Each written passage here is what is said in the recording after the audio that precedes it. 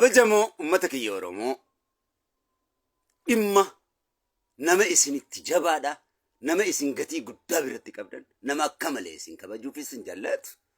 Kana dubbachuudhaaf hin dirqama.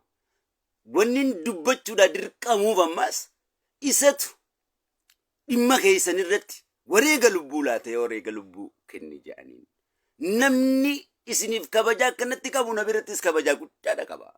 Gatii guddaadha qaba. Annahuma saba kiyya naa kabajuun jaaladha waan ta'eef.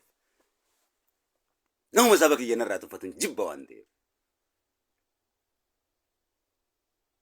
Nama saba kiyya naa kabaju kana barcuma kiyya kolfinarraa ka'eetiin dhaabbadhaafin siin jee caccabee. Kanaaf namni kun nama rakkina qaawa mul'atu hundaan cufuudhaaf hamma humna isatti tattaafatu Mubaarik Musammaati. Namni kun Suudaanitti illee yeroo rakkoon na mudate san na dhooyisuudhaaf iccitii kiyya dhooyisuudhaaf nama shoora guddaa taphate.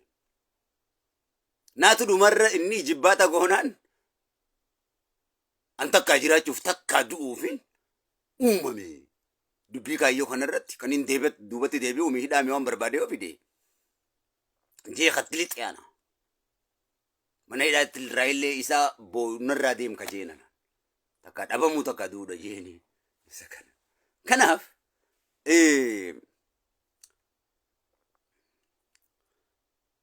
dhimma nama kana biyya Turkii deemee akka yaalamu tiruu isaa irratti bishaan kuusame. Kanaaf yaalamuu qaba. Kun dhimma jajjabaadha. Biyya Turkii keessatti nama barbaachisa waan ta'eef namoota isa tajaajilan isa simatan kabajaan ulfeessanii hanga yaalamuutti waa hundaan bira dhaabbatan hangama kiyyaan qopheessee amreedii qophaa'eetiin jira tiimeetiin jira. Kana gochuun biyya san keessatti waan guddaadha. Namoonni waan nu barbaachisuuf lammiilee biyya san irraa eegale doktoroota irraa warra fayyaati irraa eegale godhaafi qopheesseetiif hin jira. Isinis waan dandeessaniin bira dhaabbadha.